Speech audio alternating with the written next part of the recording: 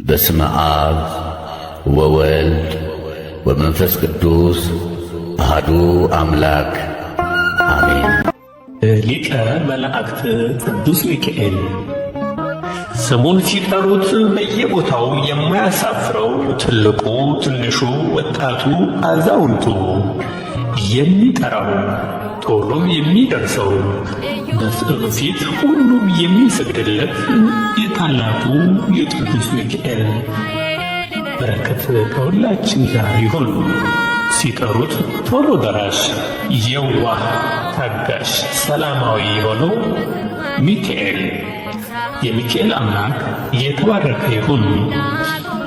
ሚካኤል የሚለው ስም አለቃ ኪዳነ ወልድ ክፍሌ የመጽሐፈ ሰዋስው ወግስ ወመዛግበ ቃላት ሐዲስ በተሰኘው መዝገበ ቃላት በጻፋቸው ሲገልጹ ቃሉ የዕብራይስጥ ሲሆን ሚ ማለት መኑ፣ ካ ማለት ካነ ማለት ሲሆን ኤል ማለት ደግሞ አምላክ ማለት ነው። በዚህ መሠረት ቅዱስ ሚካኤል የስሙ ትርጓሜ መኑ ከመ አምላክ፣ ማን እንደ እግዚአብሔር ማለት ነው። ማን እንደ እግዚአብሔር ማለት ነው። በሥነ ፍጥረት ትምህርት እግዚአብሔር ሳጥናኤልን ሩብ እግዚአብሔር ለእግዚአብሔር የቀረበ አድርጎ እንደ ሾመው ቅዱሳት መጻሕፍት ይመሰክራሉ። ነገር ግን ሳጥናኤል እግዚአብሔር የተሰጠውን ክብር ትቶ አምላክነትን በመሻቱ በትዕቢቱ ምክንያት ሥልጣኑ ተገፎ ወደ ምድር ተጥሏል። በቦታውም ቅዱስ ሚካኤልን ሾሞታል። ልጆች አሉት ለስሙ ምስክር፣ በዙሪያው ያሉትን አብቅቷል ክብር። ስለ ፍጹም ምልጃው ለኔ ግን ይለያል፣ መልአኩ ሚካኤል ስለው ደስ ይለኛል። የቅዱስ ሚካኤል ሲመት ምክንያት በማድረግም ዕለቱን የኢትዮጵያ ኦርቶዶክስ ተዋሕዶ ቤተ ክርስቲያን ኅዳር 12 ቀን በየዓመቱ በድምቀት ታከብረዋለች። መጽሐፈ አክሲማሮስ። ይህ ብቻ አይደለም። እስራኤላውያን በግብፅ በባርነት ቀንበር ተይዘው ለ415 ዓመት በስቃይ ሲኖሩ ያለቀሱት እንባ መንበረ ጸባዖት ደርሶ ግብፅ ወደ ምድረ ርስት ይገቡ ዘንድ እግዚአብሔር ሊቀ ነቢያት ሙሴን አስነስቶ ባሕረ ኤርትራን ከፍሎ አሻግሮ በ40 ዘመናት ሲጓዙ ቀን በደመና ሌሊቱም በብርሃን እየመራ ያደረሳቸው ቅዱስ ሚካኤል ነው። ቅድስት ቤተ ክርስቲያንም ይህንን ቀን መታሰቢያ አድርጋ የምታከብርበት ዕለት ነው። ቅዱስ ሚካኤል ለኢያሱ ወልደ ነዌ በሰው አምሳል ተገልጦ የተመዘዘ ሰይፍ በእጁ የያዘ ሰው በፊቱ ቆሞ አየ። ኢያሱም ወደ እርሱ ቀርቦ የእኛ ወገን ወይስ ከጠላቶቻችን ወገን ነህ አለው። እርሱም እኔ የእግዚአብሔር ሠራዊት አለቃ ነኝ፣ አሁንም ወደ አንተ መጥቻለሁ አለው። ኢያሱም ወደ ምድር በግንባሩ ተደፍቶ ሰገደ በማለት እግዚአብሔር የቅዱስ ሚካኤልን ክብር ገልጧል። ይህም ኢያሱ 5:13-14 ያለው ገልጸዋል። የቅዱስ ሚካኤል ሹመት በነገደ መላእክት ላይ ብቻ አይደለም፣ ነገር ግን የእግዚአብሔር ሕዝብ የሆኑት ላይ ጭምር ነው።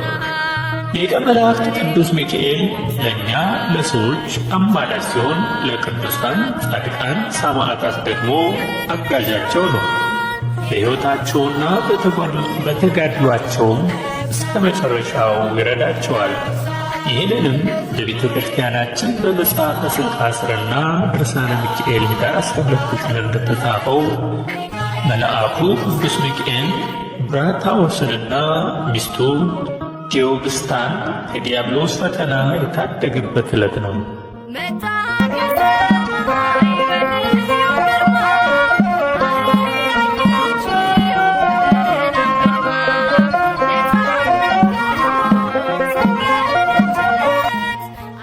ብራታዎስና ቴዎብስታ ሁልጊዜ ያለማቋረጥ የዚህን የከበረ መልአክ የቅዱስ ሚካኤልን የበዓሉን መታሰቢያ አድርጎ ነበር።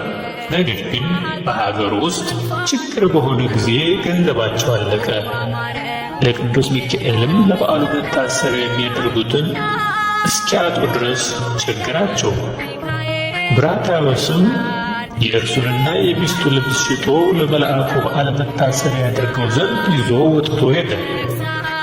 የመላእክት አለቃ ቅዱስ ሚካኤልም በታላቅ መኮንን አምሳል ለዱራታዎስ ተገለጠለትና ወደ ባለጸጎች ሄዶ በእርሱ ዋስትና በ1 ዲናር 1 በግ፣ ሁለተኛው ደግሞ ወደ ባለ ስንዴ ዘንድ ሄዶ በእርሱ ዋስትና ስንዴን እንዲወስድ፣ ዳግመኛ ወደ ዓሣ አጥማጅ ዘንድ ሄዶ 1 ዓሣ እንዲወስድ፣ ነገር ግን ወደ ቤቱ ሳይደርስ የዓሣውን ሆድ እንዳይቀድ አዘዘው።